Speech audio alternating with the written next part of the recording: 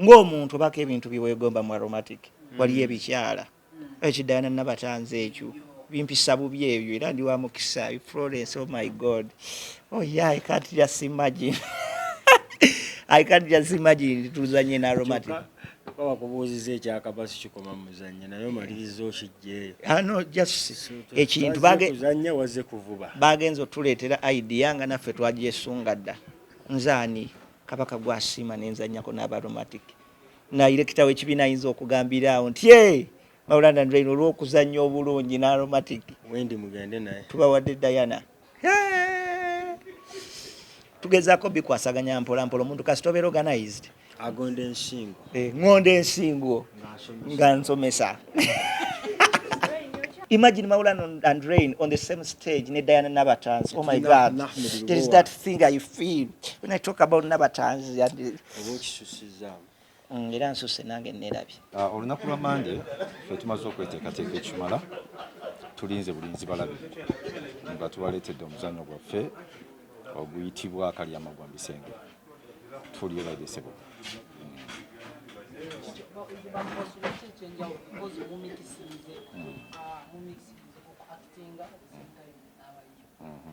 Sigwe mulungi ogusoso kikola tuze kikola enfunda ezikola ki eziwera naye nga abantu basuubira ekirungi kyereere ffe tubanga tuze ku stage tubasuubiza nti tebajja kuvaawo nga bejjusa.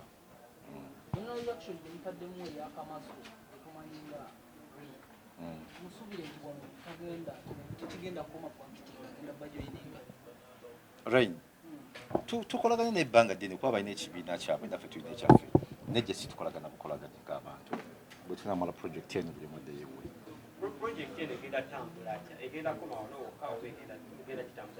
tusuubira okugitalaza eggwanga lyonna okubeera nti tulitambula okulimalako yesebo. Omuzannyo twawandiise badirector nga basatu nga Ismaishi atukulembeddemu nange n'omukulu Jamiru Kasagga nga tukwataganya abantu basatu tusobola okubeera nga tugukola. Ismaishi nange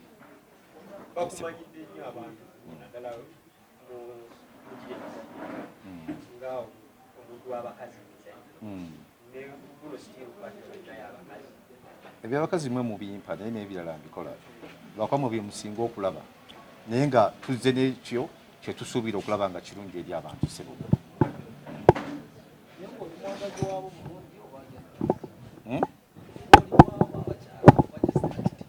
Mbizanya buzanye nga webeera sebo.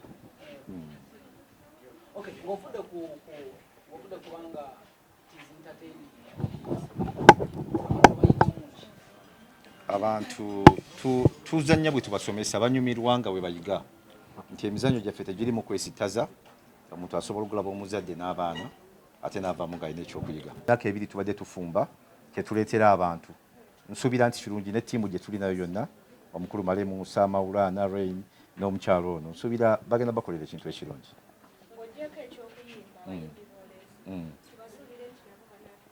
Butereevu bajja kubazannyira nabo bennyini. Neeteeseteese bulungi nnyo ate ndi musanyufu nti ku luno kigenda beera kyanjawulomukko gwe mulundi gwange ogusoose okuba nga nkwatagana ne bazannyi baffe wano mu Uganda nange okugezaako okulaba nti balina kyebandaze nti at least nsobola n'okugezaako ku kintu ekirala.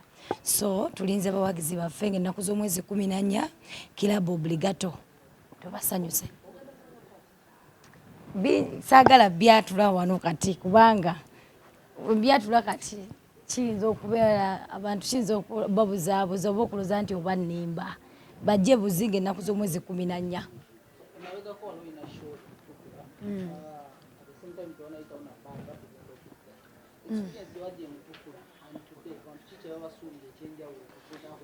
Kino kigenda singako okukyemutukula kubanga kyegatibwamukko ne ku mizannyo ekintu ekibadde tekibangawo mu bulamu bwange. Zitya anti kati baatugula kyetulina okukola kwe kusanyusa abawagizi baffe kitegeera era ng'ennaku z'omwezi 14 ziramu okubiriza abawagizi baffe mujje mulabe ekintu ekyenjawulo. Ate n'ekirala omwami Abitex oba Abitex promotion leero yasazeewo addizeeko eri abawagizi be ebbanga lyamaze ng'ategeka ebivvulu tebamuyiwangako. Luno olunaku lwanjawulo nnyo lwa Valentine yasazeewo addizeeko abawagizi be nga abadde ayingirira emitwalo 3 agenda kuba ayingirira emitwalo 2, abadde ayingirira emitwalo 5 agenda bayingirira emitwalo 4, buli omu asobola okusanyukira awamu ne munne. Obligato.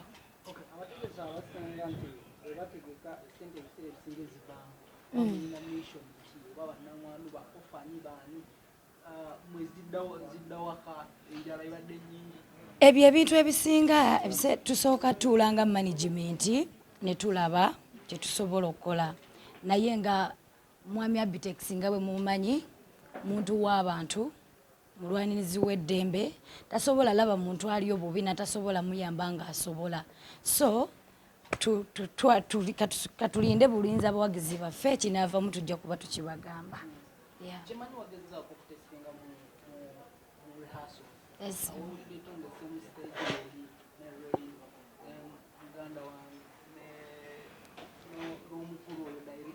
Ugambye simanyina bwe nyiza kunnyonnyola wabula ekyenyiza okugamba ate abawagizi bagenda sanyuka nnyo n'okusinga bulijjo bwe kibadde, kubanga olaba nange kyansanyusizza nnyo tekibangawo mu bulamu bwange, okitegeera. So mukisa munene nnyo era neebaza muzeeyi Abitex okubanga asobodde okuntuusa ku bantu nga bano, nange abantu ne bannange bano bennyini mbadde ndaba balabe olusi bamiitingangako. Oyo maneja wange neebaza Katonda okubanga yampa management entuufu. Wendi we watuufu gwe kyoba omanya gye ndaga ndabayo. Sebo tuli bulungi, muli mutya? Mwebale tusalako bannange.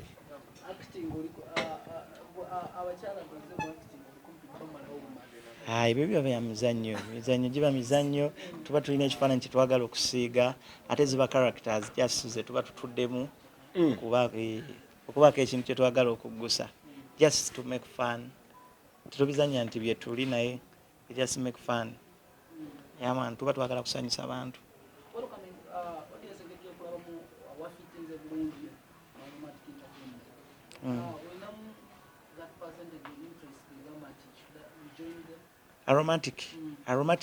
Aromatic lwakuba kibiina kya drama, ate ffe twali bazanyi ba drama. Maulana and Rain twasooka kuzanya drama, so bwe tulaba ekintu kyonna ekiri mu drama tukyeyunira, twagala nnyo okukyegattako, era tuli bamukisa okubanga twegasse na Aromatic, twegatta n'abayimbi Nabata ne bannakatemba abalala okubanga tukola production ya drama bwete.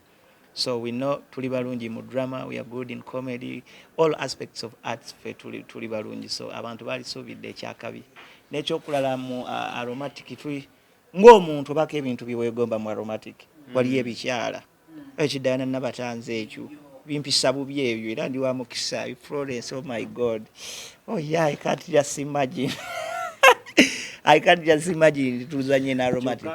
Bakubuuziza ekyakabasi kikoma muzannyo naye omaliriza okijjeeyo. No, just ekintu kuzannya wazze kuvuba bagenza otuleetera idea nga naffe twagyesunga dda. Nzaani kabaka gwasiima nenzannyako n'Abaromatic, nayirekita w'ekibiina ayinza okugambiraawo nti Maulana and Rain olw'okuzannya obulungi n'Aromatic wendi mugende naye tubawadde Diana. Comedian at the same time, uli muyimbi at the same time professional teacher. Byonna omuntu osobola bikwasaganya ate kati lwakuba gwomanyiiko ebyo naye talents nina nnyingi. Nze nzannya omupiira, nzannya volleyball, nima tegedde ebitone bingi, waliwo n'ebirala nga tubimanyire kasozi tegedde ebitone bingi. So tugezaako bikwasaganya mpola mpola omuntu kasi tobeera organized. agonda ensingo ŋŋonda ensingo nga nsomesa eri profession yange ndi musomesa era ntera n'empisaayo olubulu ekigere n'ensomesaamu obudde bwe mba nfunye just okwekipinga nti nkyali mu field because I'm a teacher by profession. Ekyo sola kijjawo nkyasomesa lwaki era Luganda lwe mumpa oluzungu lubadde ki Olidde bannamawulire nsomesa mu Luganda geography byonna mbisomesa history physics yeah ne kati omulamwa gwa leero gwa lwakuba yasomesanga nnyo ziri subjects ze bajjako political education simanyi lwaki bamujja mukugu nnyo political education physics kati nze nasoma busomesa physics in political bwe mpa education kirasiyo osirike physics era mbuuza osirike physics mbaddiremu physics is the measurement of what and micrometer screw gauges and the vernier calipers mu bufunze kyekyo twali kyokolanga tekuli physics badde nsaba tudde ku mulamwa tuve mu physics. Oh my god, abantu abagenda okujja kirabo obligato, abantu abagenda okujja ku theatre la bonita musobire bino wammanga Maulana and Rain wekituuka mu drama. This is our best. Wano siwe tusingira okujjayo enjala ate tulina abazanyi abakabi. Imagine on the same stage ne Male Musa. Imagine on the same stage with Serena Bata. Imagine Maulana and Rain on the same stage ne Diana Nabatanzi. Oh my God, there is that thing I feel when I talk about Nabatanzi. Era nsuse nange nerabye.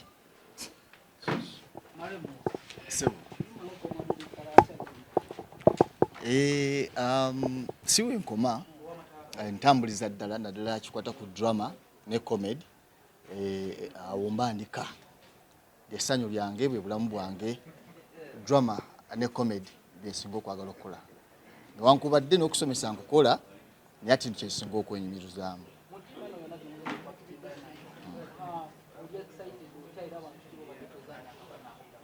Ndi excited for sure. Mbadde sizenyako na Serena Bata na Peace Lalisa Maulana ne Rain bano bana tubadde nabo banga lyonna mwami Lubowa mbadde naye abakyala bala bonna mbadde ko nabo ne badde sinyako nabo ye Peace Lalisa Serena Bata Chris Evans abantu aba bayimbi kuba abalala bayimbi abakadde Reggie. By the way, Reggie I'm very excited. Reggie badde sizenyako naye mulungi, is a very good actor naye sikimanyi, so really I'm excited as well kuba n'abantu baffe bano kuba ate kirala team gye tuze nayo eya Aromatic nze ng'omuntu Aromatic njagala nnyo.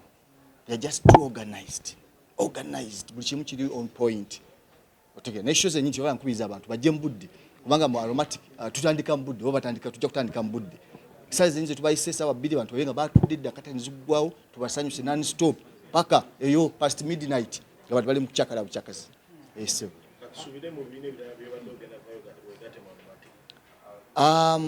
mbibina mbadde okay waliwo comedy naye kya drama kyembaddemu nkyaliyo naye omanyi omwana bwakula asobola okutambulako, asobola okukola amakaaga ge, asobola ogendako okuwasa, asobola okufuna hakki eziwera 2 kwegamba kikyonna kisoboka, buli kimu kisoboka.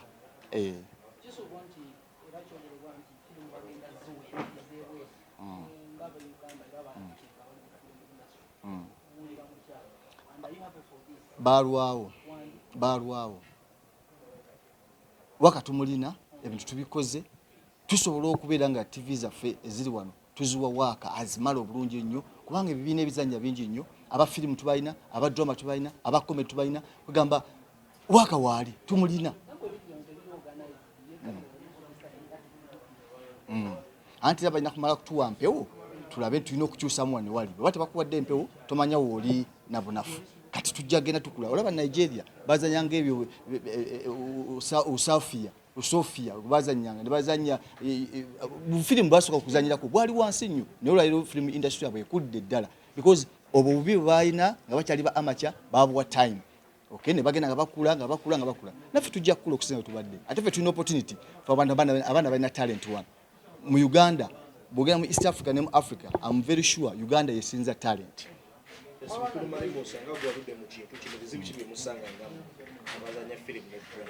Ebizibu tusinga okusanga equipment zetulina si za mulembe tetuyambiddwako. Singa tuyambibwako equipment gezo nebanga tebazisaako musolo munene nga tusobola okuleeta equipment ez'amaanyi nga tusobola okuwagirwa ng'abantu tebasala mu CD omuntu okola omuzannyo gwo ng'abantu bakkiriza ne bagula otegedde kugwe okusinga okusala mu bukopi ne bagula bukopi.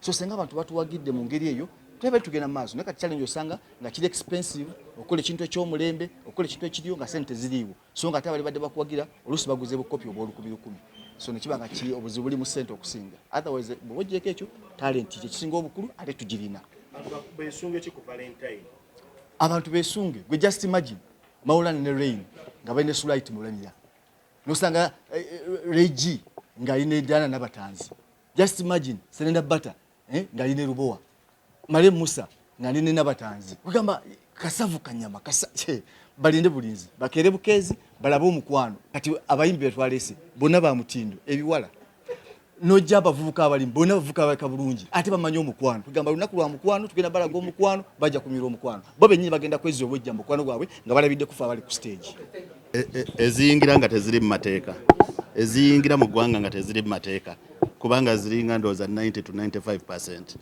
eziyingira nga teziri mu mateeka